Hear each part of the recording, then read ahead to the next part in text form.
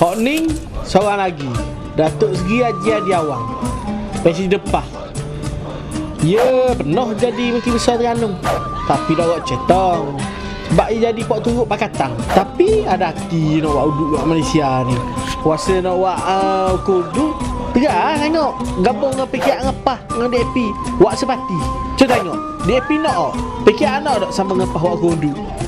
Orang UMNO ni sosang lah, apalah kape. Semayang UMNO dok terima. Entah kan pula itu. Ingat Islam ni duduk mulut adi-adi ke? Negeri Kelantan, Sek Kelantan, bawah kerajaan apa tu? Kata Kelantan ni maju sejahtera, kata negeri Serambi Mekah. Serambi Mekah benda. Kalau Serambi Mekah, kebajikan rakyat Kelantan dok jaga. Tengok masalah air. Sapalan ni dok sudah. Ingat tak tragedi Mamali tahun 1985. Kerana set-set orang kampung Mamali ni tak suk. Tak suk nak ngepah ni. Siapa kata orang UMNO ni kapil lah apalah.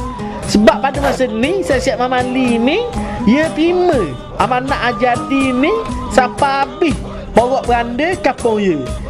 Set UMNO bagi voucher bring satu Malaysia 500 ya. Dia kata duit itu duit we ke binatang. Orang we duit bring satu Malaysia tu nak tolong orang susah. Itulah gunanya.